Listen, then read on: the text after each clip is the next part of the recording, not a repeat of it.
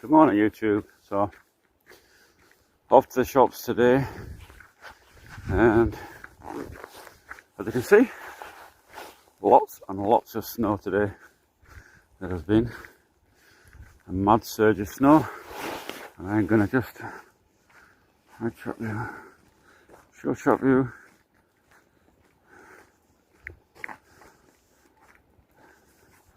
I'm gonna do this.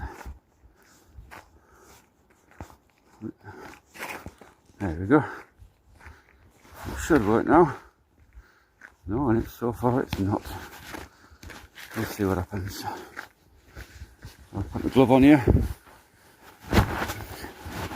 I am without my dog today, without Wolf Dog, and the reason is that there are too many strays about down to Magnet, the shop I'm going to. So I decided not to bring the dog with me. It's just too much hassle and work to go down to the shops, and so he's staying at home and I'm going alone. There's even a stray dog just there.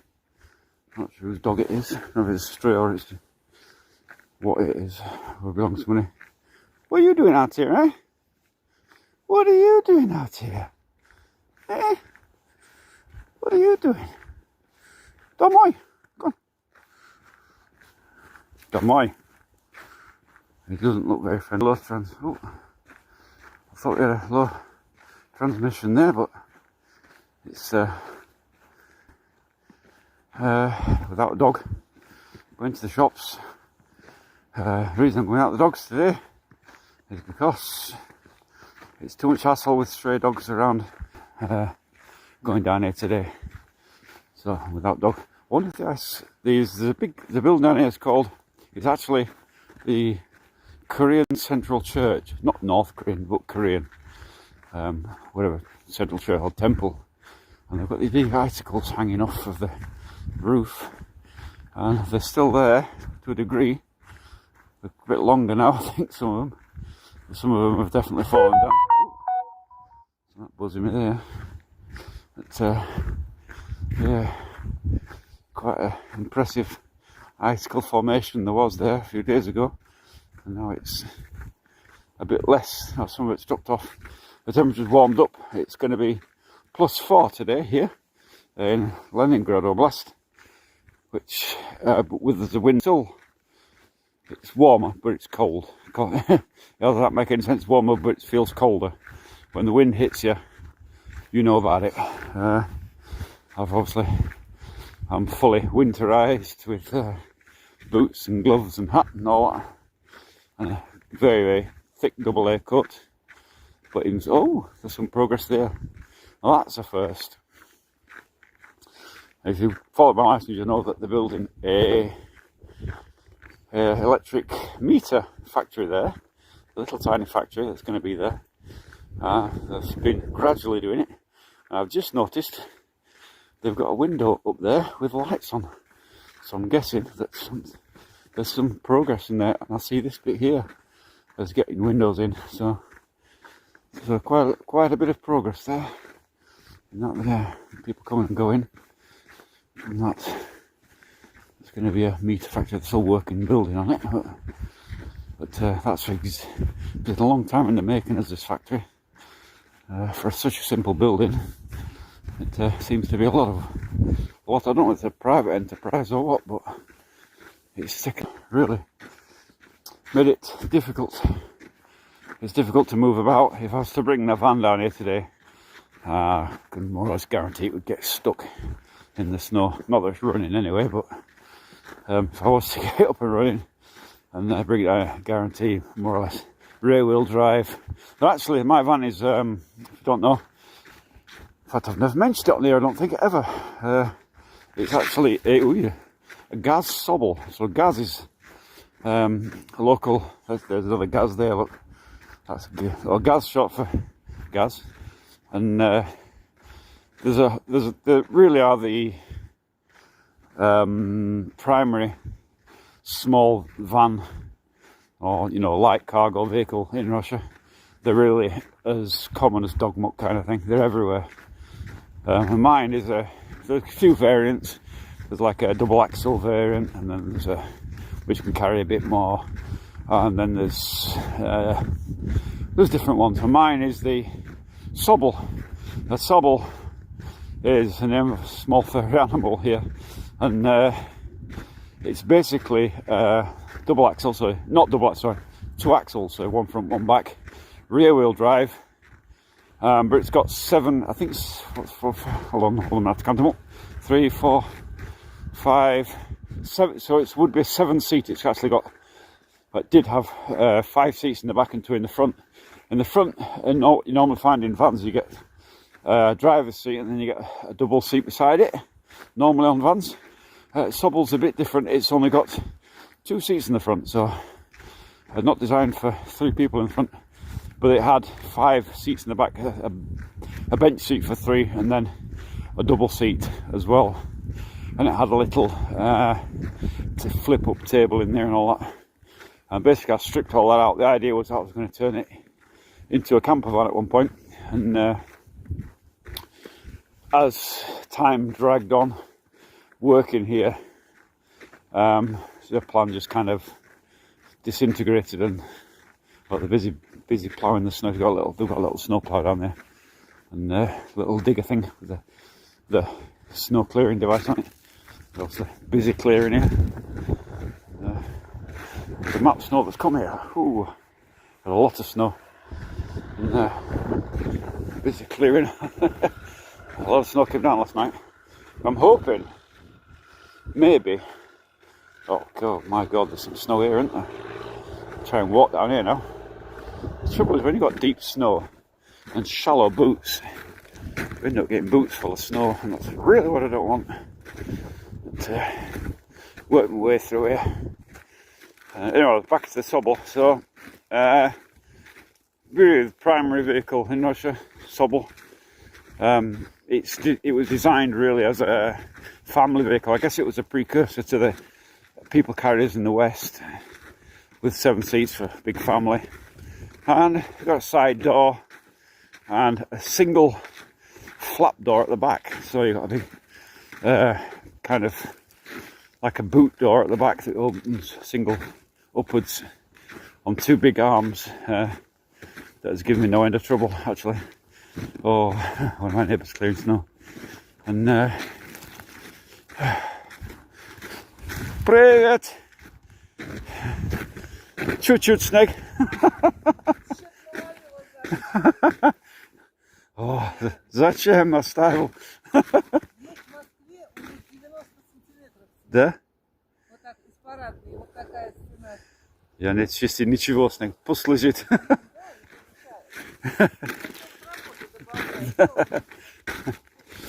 So, neighbour talking.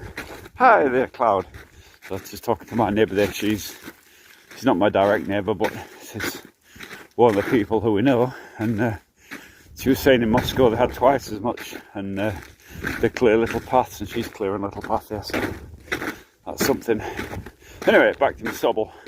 Don't hear about snow, right? Back to my Sobol, my van. So,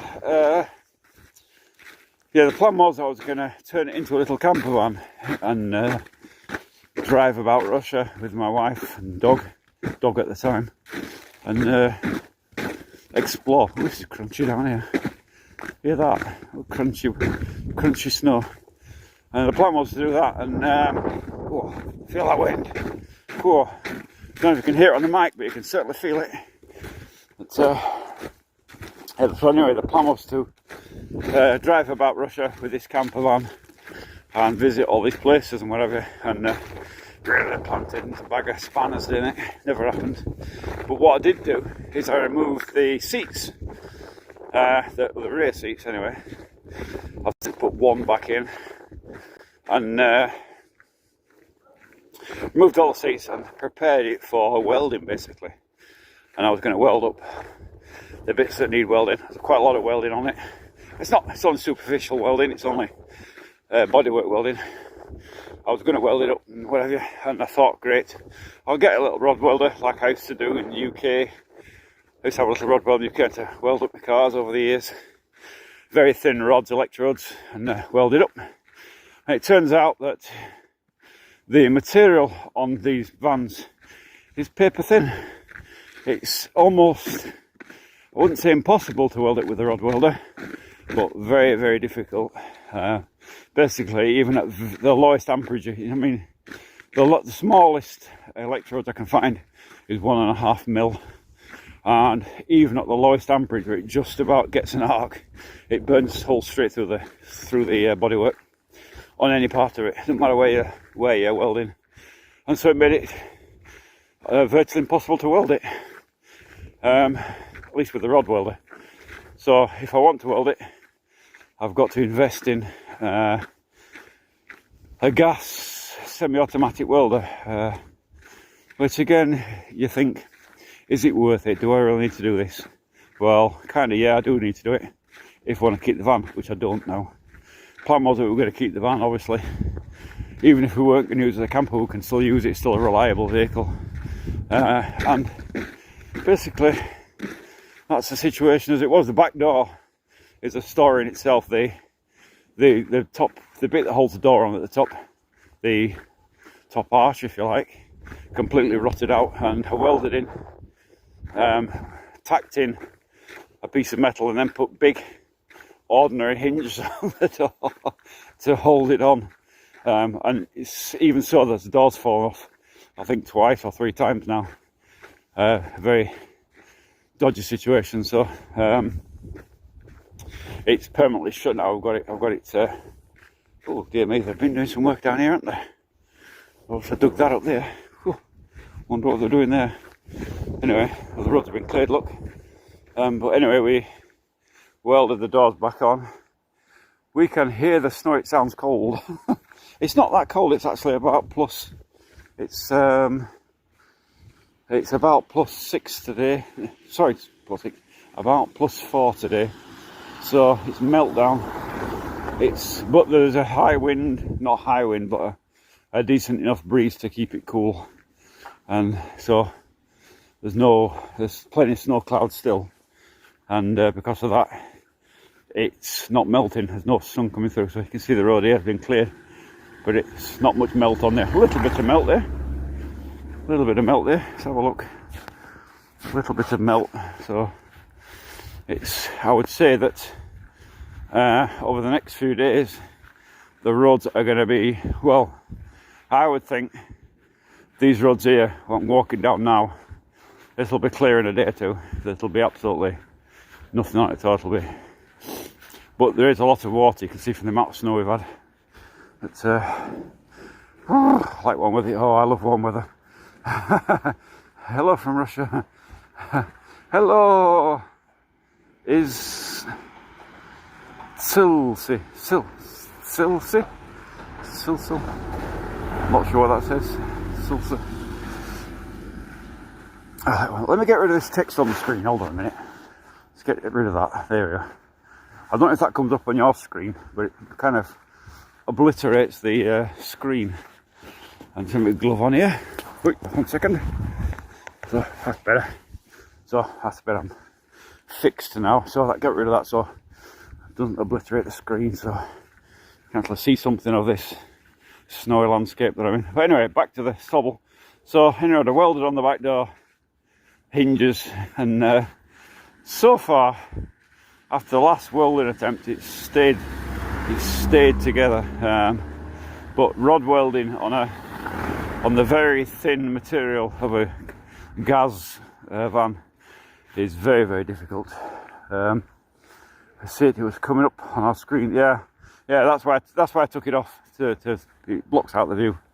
So anyway, so I welded the back door on, and it's now it's on for the time being. So hopefully another season we'll get out of the van. And basically this year we are taking up to Novgorod. When the weather comes out, we're taking up a lot of what are we taking up? We're taking up kitchen units. These are kitchen cupboard type units. They're new, but they've never been used. But we don't need them in the old house, and they're not going to the new house. But they're going to go into our hut up there. That's the plan. So plan is to get the units into there, at least some of them this year. And we're also taking up a kitchen sink. In fact, no, the sink's already up there and I took it up last year. So we've got a sink up there. And we've got, I haven't got the top of the units, that hasn't gone up there. So basically it's going to be a bodged together kitchen. Tiny kitchen with a little sink in it. Somehow being cobbled together in our little hut to make it sort of more livable over the summer when we're up there. And so that's really why I've kept the van, to hump that stuff up there. It does a good job at doing that. It's got a damn good engine in there. Gazelles here, there's there's a few different variants. There's a lot of variants. In fact, hold on, don't want to get squished here. Getting squished by an Iveco, which is a rarity here, is something I don't really want. There's an old larder. Don't see many of them about these days. Bit of a rarity to see an old larder like that running about. Iveco is not really a popular brand here for lorries. You don't see a lot of them. A rarity. So anyway, hello. Have you farted today? Well, yeah, obviously. I mean, very nice of you to think of my gas situation. I'm sure it appeals to you. Some kind of fetish on YouTubers, gasifications. That's fine with me. So anyway, back to the Sobel. So they've got several engines in them. There's a petrol. There's a can't get my words out here. There's a few petrol variants. There's like an 1800, and then there's a 2 litre something or other. And in the petrol engines, I think they're Gazozone petrol engine. And the diesel variants, which I've got, they've had about 4 different or 5 different iterations of engine in them. And they started off with an underpowered diesel engine. Can't remember what it was made by, and that was rubbish. And so they updated them to something else, and then they come up with Steyr diesel, which is the one that I've got. And basically it's a headless engine. That sounds a bit mad, a headless engine, but a troll. Yeah, of course it's been a troll. Folder old troll, nothing like a good old bit of trolling, is there? So yeah, the engines basically, if you look at a normal engine, they've got the split, they've got the head block, and then they've got the bottom, haven't they? And if you remove the head, you can get into the pistons and all that. Well, on a Steyr diesel, there is no head block. There's no head gasket. There's a top cover that goes on the top, and it's just where the tappets are. Basically, you can't get into the gubbins of the engine. And also, what they did, they also put the diesel pump inside the engine, it mechanically driven. So you can imagine how that makes it easy to work on. And the idea was that, which is crazy for Russia really, but the idea was that the engine would be the lifespan of the vehicle. So once the engine dies, you replace the whole vehicle. Well, in Russia that was never going to happen. Because people get back, well, vehicles are very expensive here for one thing.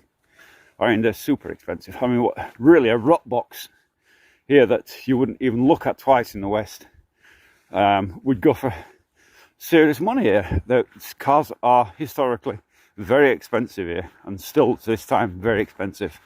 And so even an engine that's supposed to be on last the length of the vehicle, the lifetime of the vehicle, will be replaced or fixed some way. But Steyr make it ultra difficult to do that because, like I said, the diesel pump is inside the engine along with all the other gubbins. Extremely difficult to work on. The water pump, I replaced the water pump last year or the year before, and you basically have to take off the timing belt to get to the damn water pump. Have you ever heard of something so ridiculous in all your life? Really, really hard to work on the engines, and there's not a lot of room in there either.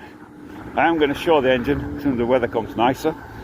I may do a live stream repair on this. I don't know, but basically, very difficult engines to work on.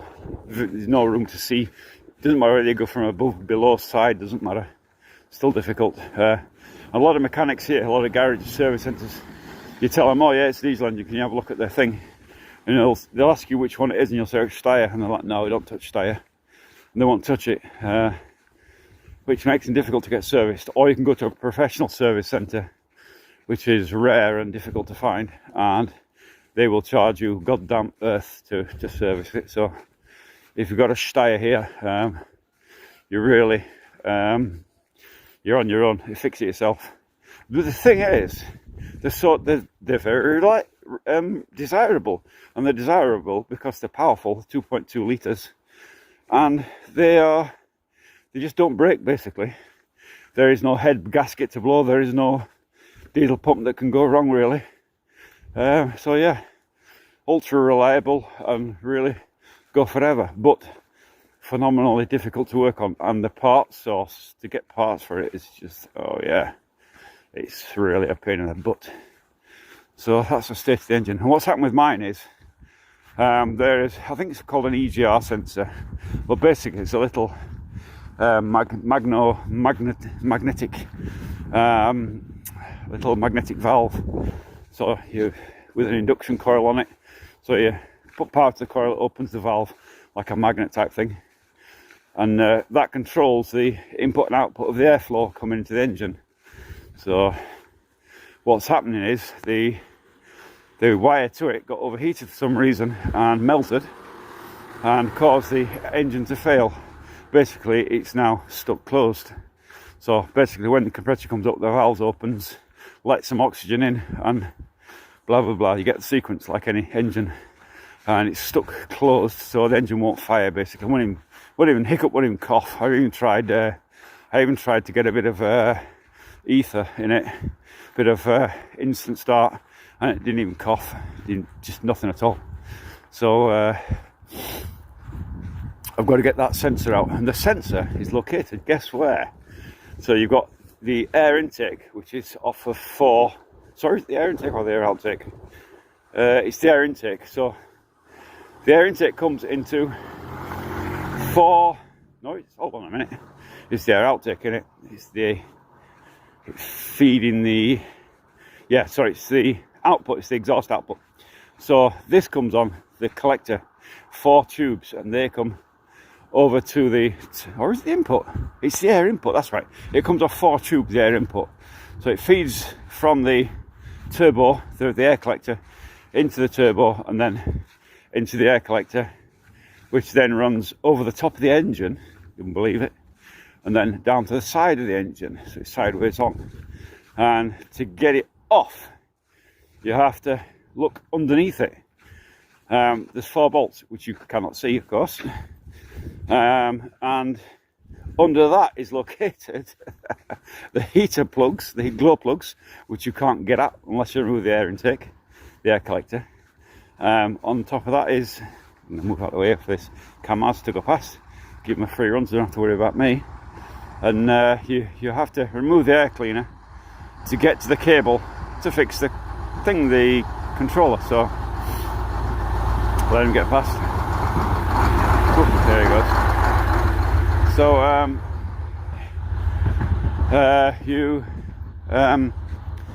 so anyway, to get to that cable, remove the air intake and then get to the controller.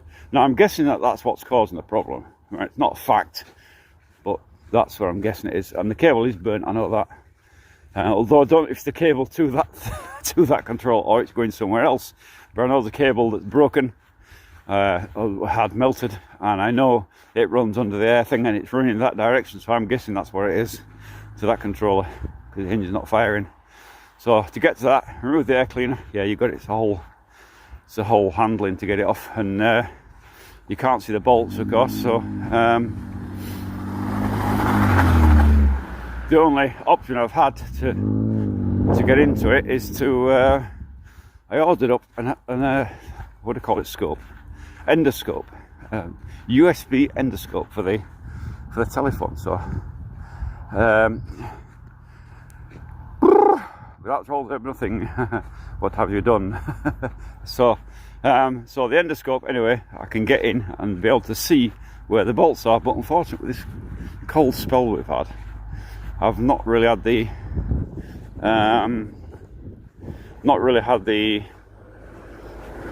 inclination to go out and have a look at the damn thing and fix it. So to be honest, it's easier to walk to the shops than it is to get the van started up, get it warmed up, get it defrosted, go down the road, get stuck in the snow, then have a whole battle getting back up the road in the snow. So really, I haven't had the inclination to fix the van, and that's why I've been walking. But the plan is over the next few days, if the sun actually starts to, I did clear some snow off the front of the van. The plan is that we'll get that running some point this week, hopefully, if the weather stays actually nice enough to work outside, and get it defrosted and what have you. There's a nice diesel heater in the van. Basically, the whole thing in the van was there was the normal heater in a van, and then there's one in the back, a little radiator in the back with a blower that blows warm air into the back for passengers, and the whole thing was leaking. It was like, fix one leak, find another, fix that leak, find another. It was just like driving me crazy. So I pulled the whole lot out and just rerouted the antifreeze straight back to the engine, so it's just running from the engine without any kind of internal heater, and put in a diesel heater instead. Much more efficient and a better system altogether. You put it on and 2 minutes later you've got blasting hot air coming out at you. Really, really good. The Chinese diesel heaters, they're everywhere on YouTube. You can see them. They're good for inside buildings and all sorts of things. So that's the way I done it. What the hell you doing, you wanker, Daddy Lee? Where is this? This is Russia. Daladaya. You've got some nice manners, haven't you?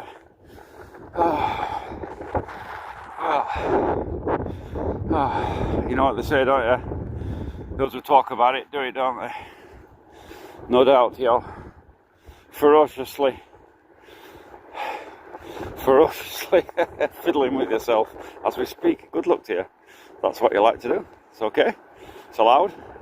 Healthy, apparently. Just make sure you don't get hairs on the palm of your hands. Don't start going blind. If you get dim vision, you know what it is. So there we go. If that's vodka, where's your vodka? Where's my vodka? Well, I don't drink vodka very much. In fact, I don't know when the last time I did drink vodka was, like forever ago. But I'm going into the shop now in a second, and I'll show you lots of vodka. How's that? If you really want to see Russian vodka, I can show you. So that's the whole purpose of me coming down to the shops, not to buy vodka. The whole purpose was that I'm coming to the shops, and I will show you. I have to be a bit sneaky on the live stream inside shops, because a lot of times, even in other countries, people don't like a camera in the face. So what I do is I close up I've got a phone case, and I close up the case, and nobody can see if I'm live streaming or not. And that way nobody gets upset by it, and you get to see the inside of the shop without causing me any grief whatsoever. Bigger shops won't be a problem, but this one I'm like kind of a bit, don't really want to upset them. Shouting at me, especially the girls in there. I mean, who wants a camera in the face, right? So they'll probably say, oh, I've got a hair out of place or something, you know, don't put me on camera. So I keep it low key, and that way I don't walk around with a big gimbal and camera stuck poking in people's faces. I'm very discreet in my streamings, and that way I don't upset anybody. But anyway, back to Sobble. So that's the state of it. It needs welding, it needs the engine fixed, and it needs everything done to it. But probably go for another season, okay, and then next season, probably, maybe, we'll see how finances are. We'll see if I can get another van. Not another van. a lighter vehicle, maybe a Ford diesel, something like that there, or some kind of longer vehicle maybe for the dogs. We'll see what happens. I'm in favour of getting a small vehicle, but my wife, she prefers bigger vehicles and 2 dogs, which I don't particularly want in the vehicle because they'll try and fight each other and whatever. Probably it'd have to be if they were going in a small car, I would certainly have them muzzled up, or at least with electric collars on, so if there's any shenanigans they get a quick vibrating through the neck to quieten them down. So this is the main road. Ooh, we're busy today. Look at this. This is Tallinn. This is Russia. This is not Marquez. This is not UK. This is Russia.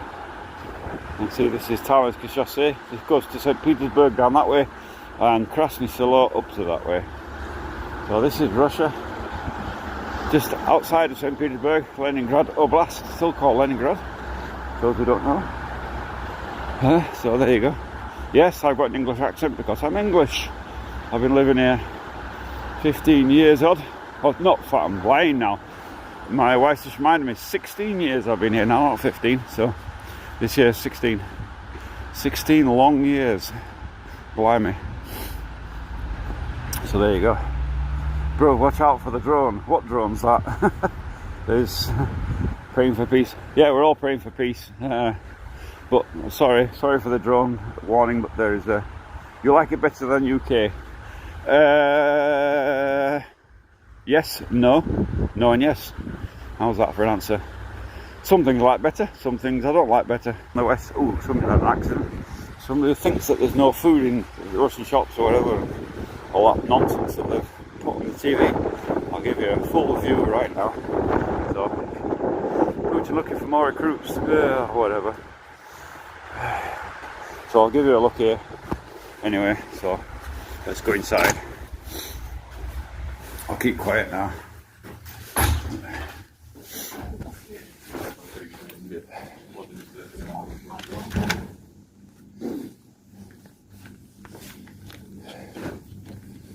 So, what have we got in here? What do we need to do? Oh, I need some tomato pasta. She didn't tell me to get any, but I'm guessing that this is, yeah, that's the one we want. She didn't say so, but I would say that's exactly what's needed. And she said cabbage, she wanted the cabbage. She who must be there wanted the cabbage. So, stick a cabbage. There we go, nice cabbages. Lots of fruit. Oh, some, she wanted lemons as well. I don't see any lemons. Can you already spot lemons? Can spot ginger. Can spot tomatoes, some cucumbers, peppers. I don't see any lemons. I see bananas. Oh, there's lemons. There we go. There's lemons. It's fetcher. Hey, baggy. Get a bag here. Ooh. Some lemons. Otherwise she'll be crying to me that we haven't got lemons. Lemons very important in a Russian household. It's a very important thing. Get some lemons here. 1, 2, 3, 4.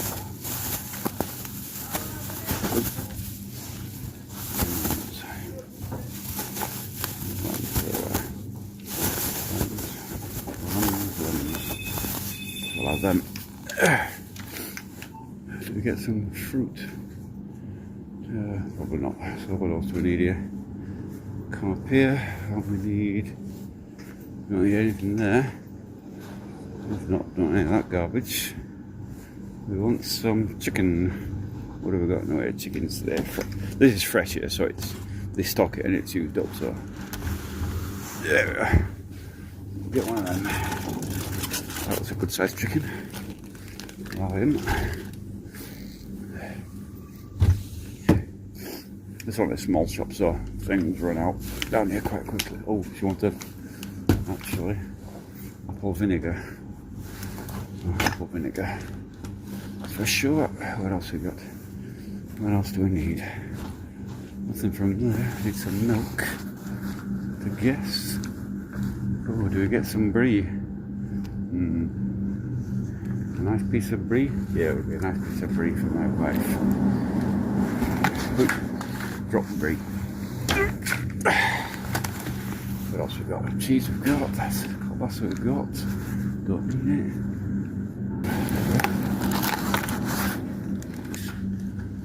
Quédate ese nochito caliente.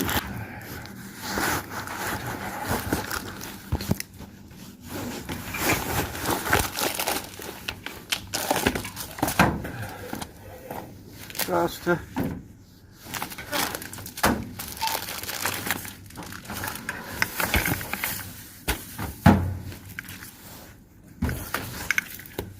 Верните, пожалуйста, ложите меня. Не работает. Нормально.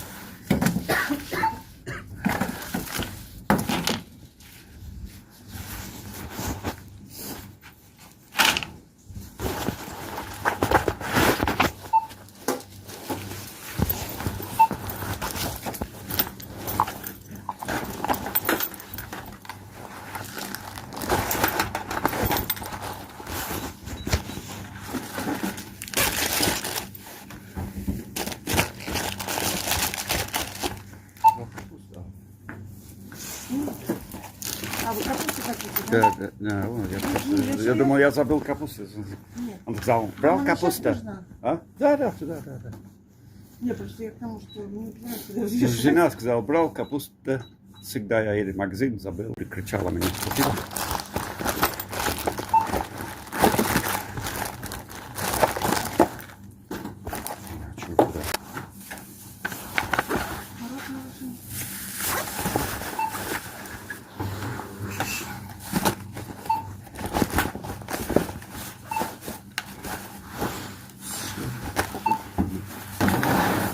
Карта магнита. Да.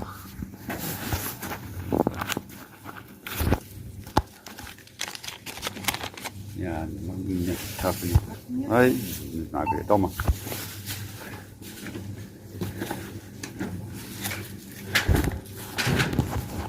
Я брал сколько палок, карта, не пользуюсь.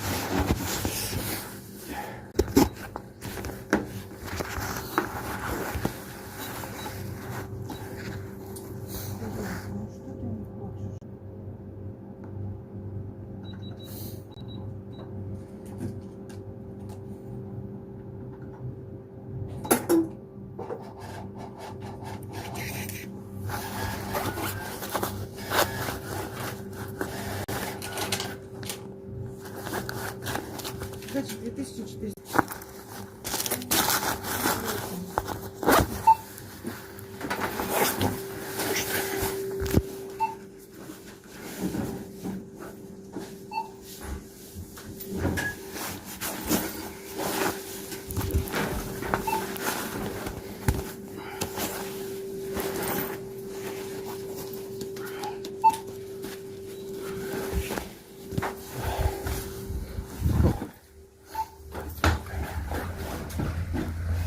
Спасибо.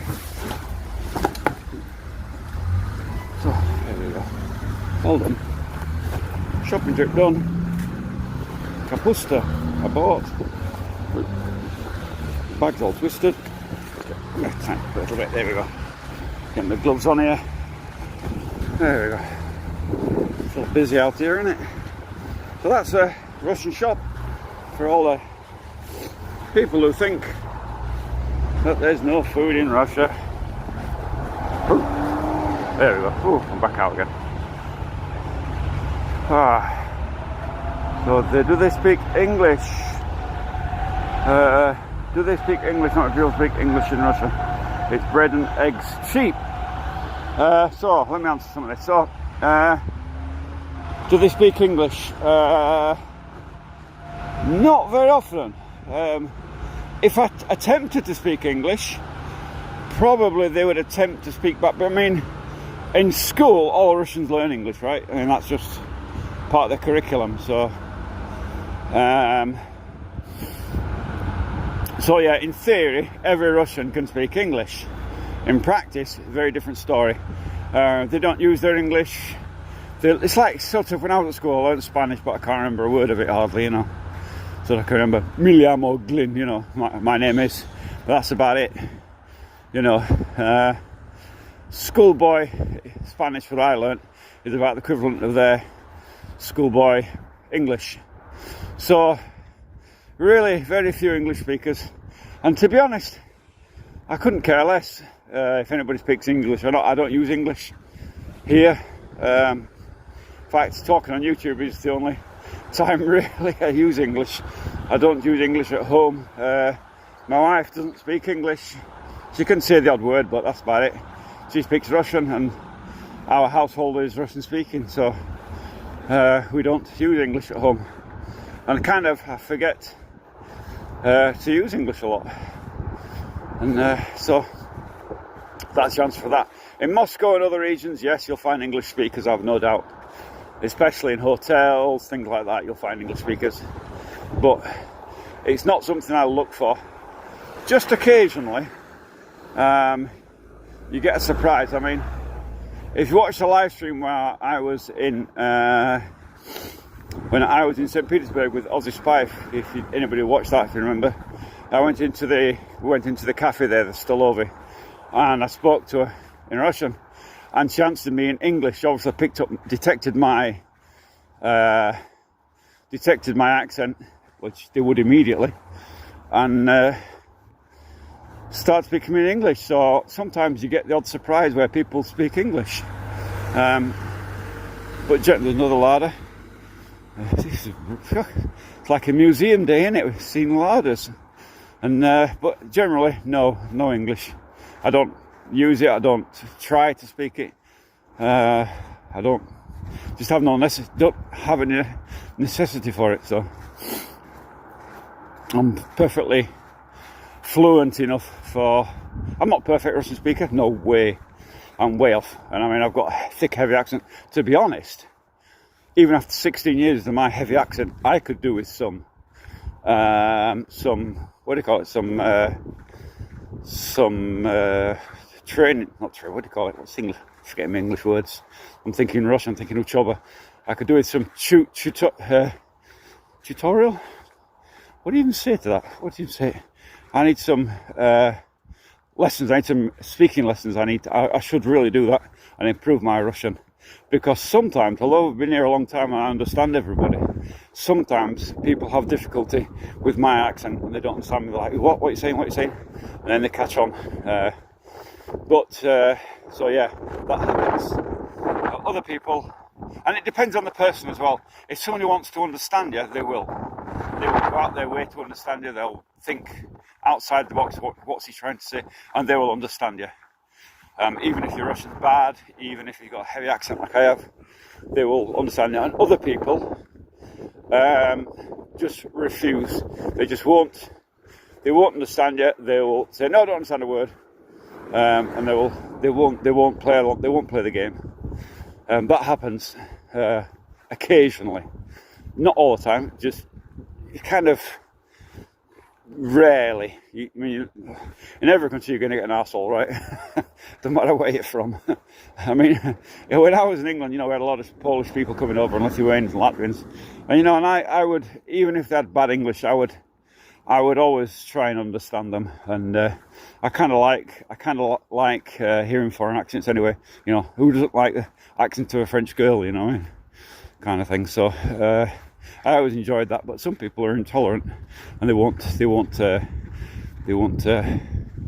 play ball. They just pretend they can't. Even if they do understand, they pretend they can't. So you get that, but not very often. Is bread and eggs cheap? Bread and eggs, well, I mean, yes. Cheap compared to what? Cheap compared to your country. I don't know where your country is. Cheap compared to here. They're about, so you got to put it in perspective, right? So for cheap things, or cheap bread and egg cheap. Compared to the West, yes, infinitely cheaper. I mean, bread, a loaf of bread can cost you as little as, I don't know, 30, not even less. A loaf of bread can cost you as little as about 12 cents of US dollars, 12 cents, or about 10 pence in English money, in British English pounds, about 10 pence or 12 cents in US. So is that cheap? Yes. Is the quality bad? Yes. Can you get very expensive bread? Yes. So all of them. So that's kind of that way. But is it cheap compared to a Russian salary? No. So if it's in St. Petersburg, if you're a manual worker, say you do some kind of manual factory work or something like that, you could be earning about 60 or 80,000 rubles. So 60 or 80,000 rubles. So if you're buying bread every day for your family, you're talking about a monthly bill of 1,000 rubles. That's just on bread. You know. So is it cheap? Yes. In comparison to the West, is it cheap for Russians? Bread is cheap, but if you want the quality stuff, it's expensive. So take it from that. Eggs are cheap. Yes, eggs are cheap. I mean, direct comparison. I mean, I can't see what the price in the West now. I just don't know. But eggs in Russia cost about. What would the price be? You can buy them for about 60 rubles for 10. How's that? Something like that. So 60 rubles for 10 eggs is about 60 cents, less than 60 cents, or about 50 pence in UK English for eggs. But again, if you're Russian and you're earning a low salary, ordinary wages, they're not so cheap, kind of thing. So what I'm trying to say is that you can't do a direct comparison because the standards of living are very different.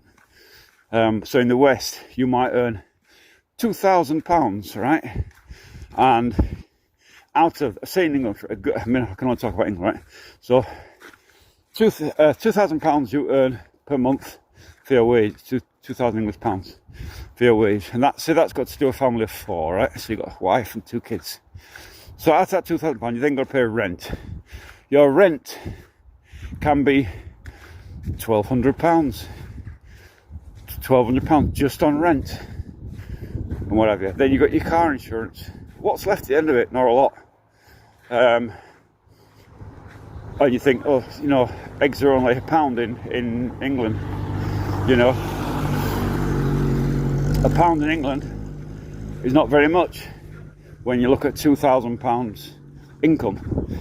But when you take off rent and things, then suddenly, oh, it's not so cheap. And it goes the same way in Russia. Wages are cheap, but standard of living is cheaper. So you might earn, say, 60,000 rubles, you know, in some factory somewhere. But your rent may only be 20,000 rubles. So, or 25,000 rubles for an apartment, say. So you've got 25,000 rubles gone from your wage. It's less than half your wage in comparison to the West.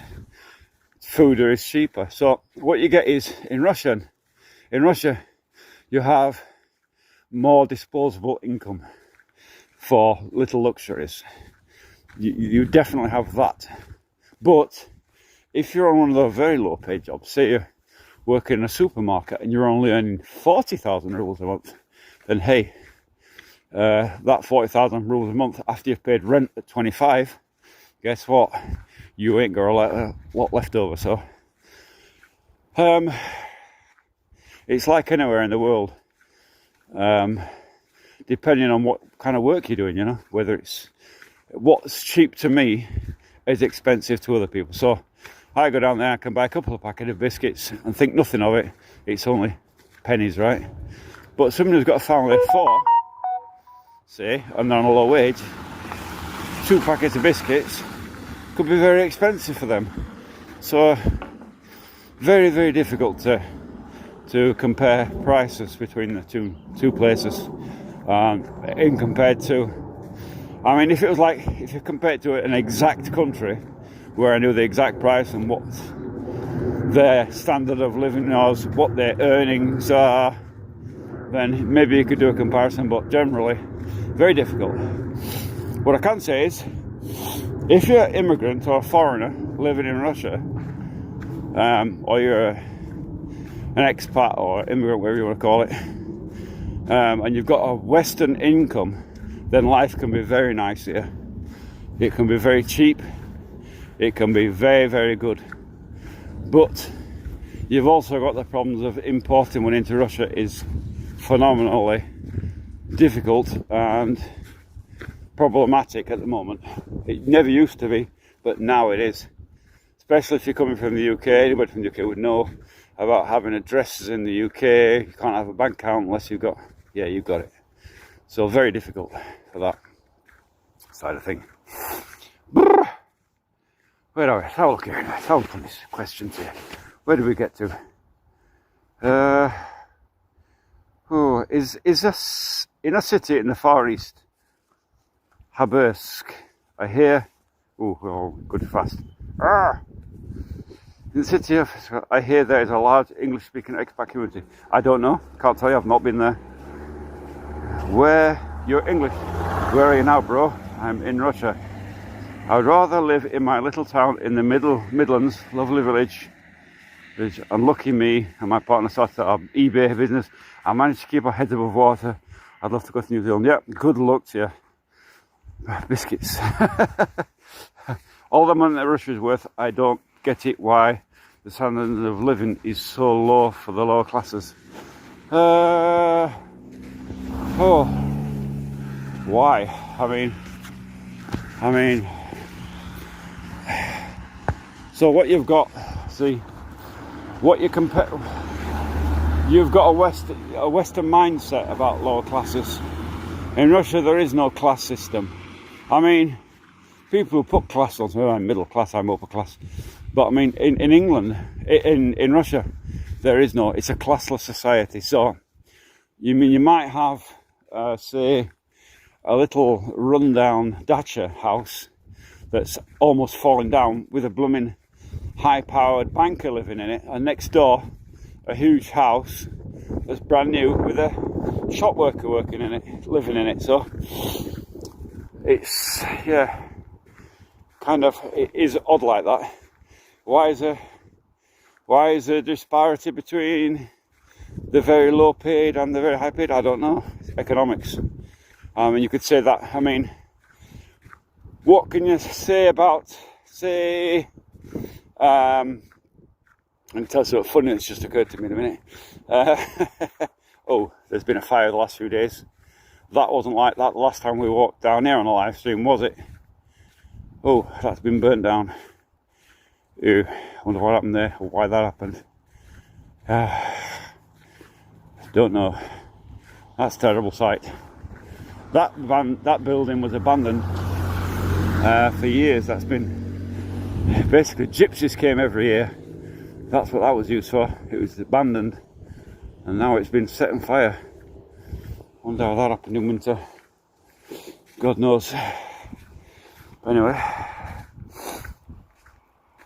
so what was I thinking? Anyway, what was I on about?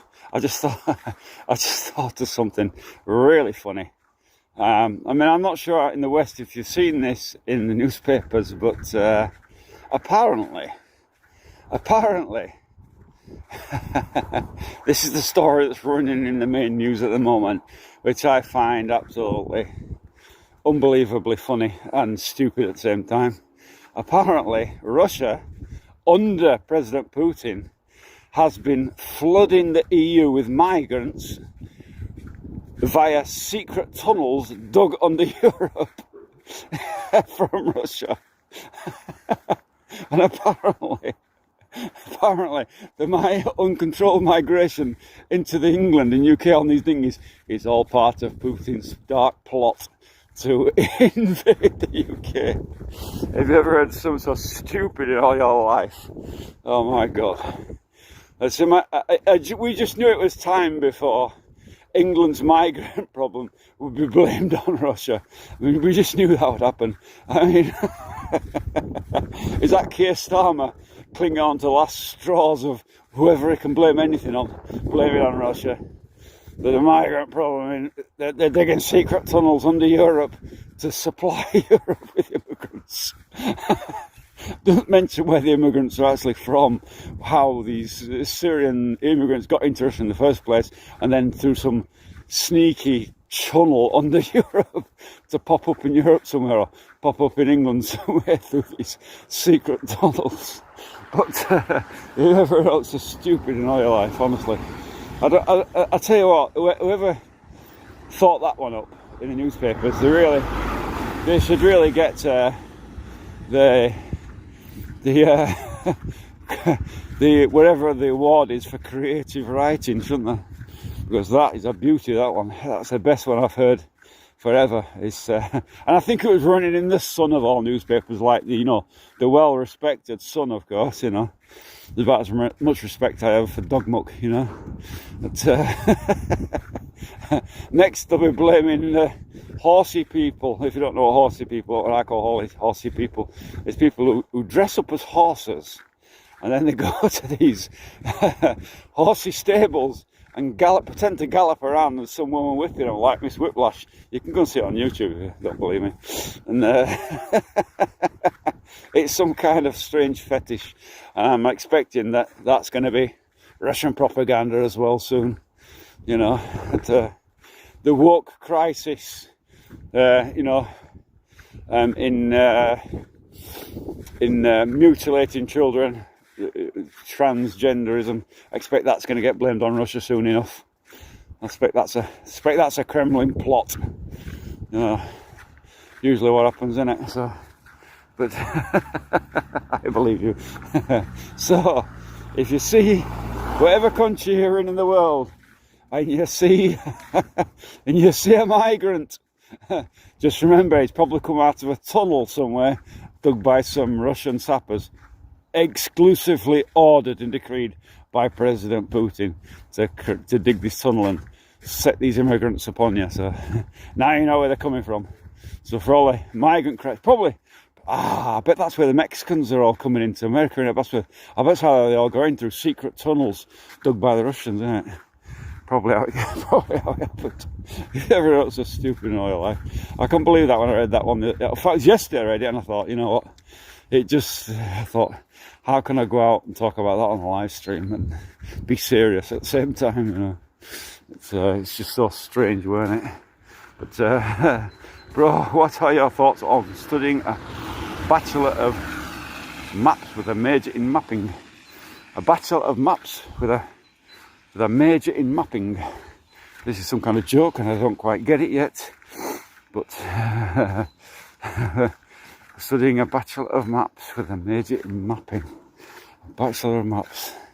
Maybe I'd need to be a Bachelor of Maps if I was going to dig tunnels and set immigrants upon you. I don't know. Never thought about it. A major in maps. Don't know. Well, I think there's enough mapping companies out there in the world, like me, at my age, starting to learn how to draw maps. Although, since you mentioned it, I did used to have a dabble on OSM, OpenStreetMaps, and if you don't know what OpenStreetMaps are, basically, somebody on one of the wiki pages decided to create an OpenStreetMap, and they decided to map the world in real time. And if you go on there, actually, updates are happening in real time all the time, so very, very good mapping, but you get errors with it. And they actually agreed some years ago to sell the data off to mapping companies to fund the project, basically. And anybody who was doing any mapping, I mapped this area up here actually, anybody who was doing that had to agree, they had to sign a waiver to agree that OSM could actually sell the data, which I agree to, of course, because it's helping people, and why would you not allow your data to go out? In fact, when I came here this area here that we're now was just a green blob on the map. There was nothing here at all, and I was actually working in Afghanistan at the time, and I was using Google satellite imagery to map out the roads. My neighbour's still out. Map out the roads here, and that was my data. And in the new town in Novgorod, I've already done a bit up there as well. I've marked on the German bunkers and whatever. So that's my bit of mapping. My neighbour's still out there. Actually, this neighbour, I've forgotten her name. I just say hello and I've forgotten her name. She knows me, but I can't remember her name. But she was the ex-president or Presidatel, not president of the Russian, but Presidatel. So Presidatel is like a little president of the settlement, and she was there and she got voted out, and somebody else came in. So it's but she's a lovely lady. She always says hello. She always had a chat with somebody else there. I don't know who the else is, but we'll say hello quickly as I go past, as I always do, and whatever.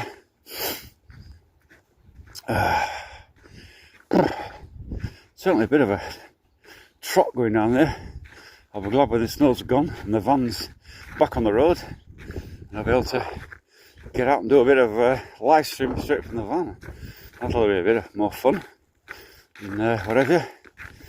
See if we can get out and about before I go to Novgorod. I don't think I will. I think when the snow's gone and the weather's improved, we'll be going straight back to Novgorod. I was looking at videos that I'd previously done and some unpublished clips that I'd got, and I was thinking, and my wife's looking at me and she's thinking, really miss it, really want to get back there as quickly as possible. And for those who don't know, we had a water crisis and the frozen pipes were all sorted now at last. Yesterday was the final push. We got the water back on from the well, and but during the water crisis, I was going to get some Jubilee clips out of the van, and I came across yesterday, was it the day before? Yesterday or the day before, some bottles of water that we had fetched from Staraya Russa here. And it was while we were driving the van, we had some water in the van, and I brought one into the house and said, look at this, I found some water from Staraya Russa. And we opened it and it was still frozen solid. We let it defrost a bit, and my God, the difference is unbelievable. The difference in water between St. Petersburg and Staraya Russa is really something very different.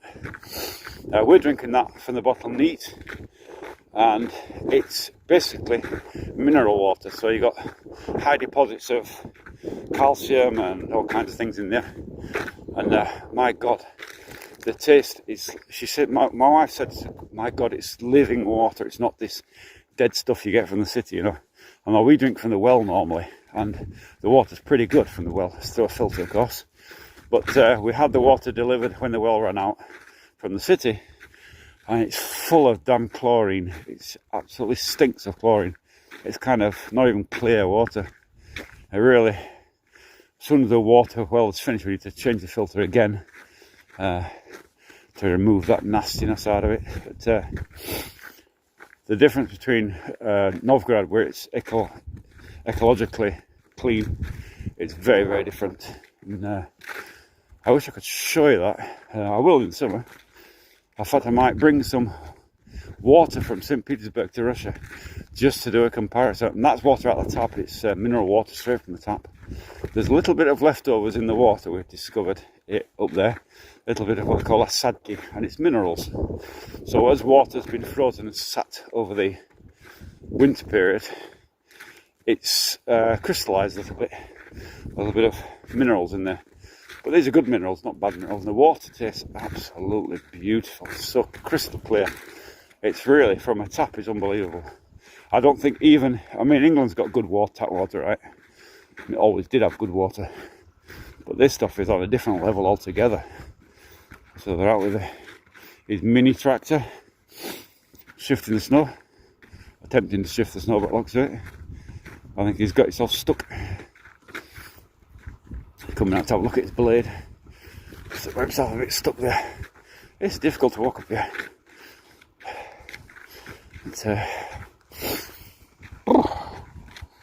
Hi, I'm from Australia. Это Россия. Да, это Россия.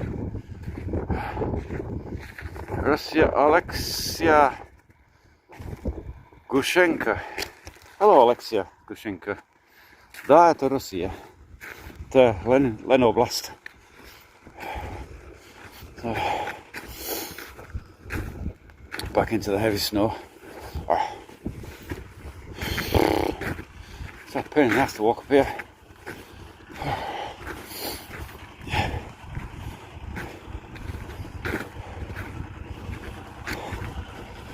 That's a mini tractor I've got. Looks a bit Chinese to me. If ever I've seen Chinese, that looks it. You notice the cowl it's got over the front to keep the cold out. That's something you would do in Russia if in winter time, if it's very cold. Your antifreeze in Russia should be pure antifreeze, so minus 40 at least. And on top of that, you put on your radiator, either cover it up or half cover it up, depending on what vehicle you got in. You half cover your radiator at the front to get some actual warmth in the car. Otherwise, you got the wind chill factor as you go along. So you could, if it's minus say 20 outside, you could be in the wind. You could be hitting minus 60. Everything freezes. So that's common. We see a cowl over the engine bays and stuff. Modern vehicles not so much, you don't see it so much, but older vehicles sure. I would certainly do it. It really heats the engine up quite considerably. And whatever. Almost back now. Hello! I'm from Jake. Hiya, Danny One. Regular from hello UK England. Hello Danny One.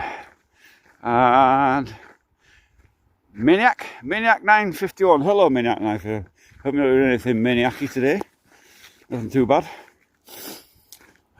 Welcome to Lenoblast. Almost on the way home. Well, not almost on the way. I'm on the way home. I'm almost home, should have said. My stupid language skills. I swear to God, I'm forgetting my English.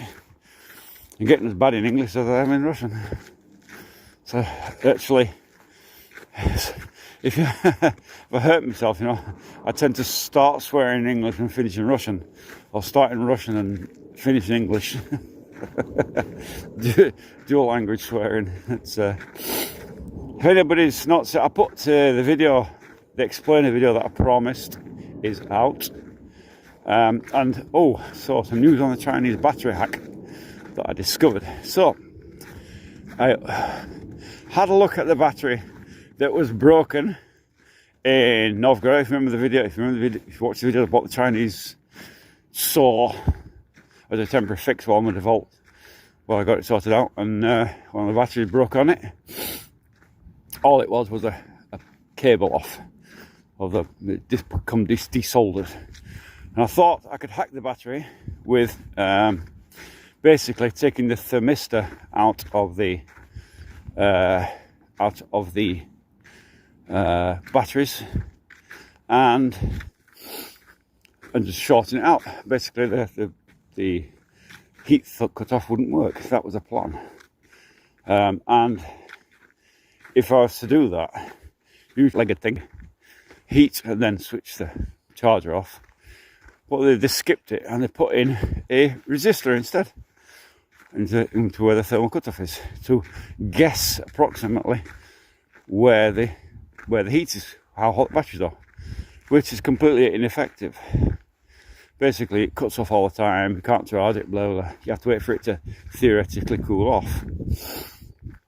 Of course, the core of the batteries have never got heated, so it's basically oversensitive, missing sensor. So I'm looking at the angle now is where I can either, in the battery, in the chip specification, which I translated from Chinese, you can put a resistor across that and cut out the thermal cutoff. It tells you how to do it. Or the better idea is to put a thermistor from the chip straight onto the battery, which would give it a much more accurate reading of the heat of the batteries, right? But again, I don't know if YouTube will allow me to do it. and show you that. It's microelectronics, so I'm unsure about that. For those who are interested in drill battery packs, because I know they're expensive wherever you are in the world, and everybody has problems with them. But that's one of the hacks. Not sure if I can show it or not. I may have to do it as some kind of upload, this as a secret video, not on YouTube, but as a video on Google Drive that you can click on if you want to see it. So avoiding YouTube's ban. Maybe I'll do that. And the other one is to replace, to basically modify a battery. So converting it from nickel cadmium to lithium. And then on the BMS board, the battery management systems, there is very cheap transistors and they burn out under load. They get too hot, they won't take it. So as a way around that, you can put a thermal cutoff on that if you wanted to prevent that happening, or if you wanted to, you could run the drill straight from the batteries. So you leave the BMS in place and it runs straight off the batteries. So your charging control, your thermal protection is all there. It's just that you're running the output straight from the batteries, protecting the BMS board. So maybe I'll do that video as well. So in one video, do the whole lot, and risk whether YouTube will take it down. Don't know. Close-up work on microelectronics. I'm not sure.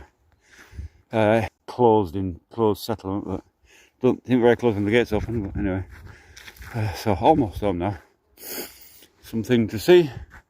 Montage Zhibisvai Biz Pozrodinnikov. Burny Skvajan. So the first sign up there is Burajn Skvajan. So Skvajan is a bore well. The 160 metres here, so they're not going to get much business. And the one is Svai, so Железный Beton, which is anybody who happens to be building here. There's nobody building at the moment, not down this way. Although I think that's soon going to end. This plot here has so far no takers, but it's not up for sale. So basically, if there's no owner to it, what do you call it? An estate agent, a land seller, can look into it and see if there's owners to it. And if there's no owners to it, it's gone back to the government, same as this one here, then you can apply and buy that land from the government at cadastral value. Cadastral value on these at the moment is somewhere around about 3 million rubles, which is about $30,000, somewhere out of there for these plots. So not too expensive in the big thing, big world, but still expensive for a Russian. $30 million for a Russian it's a worldly sum, you know. So not the cheapest in comparison, but for a Westerner, yeah, cheap.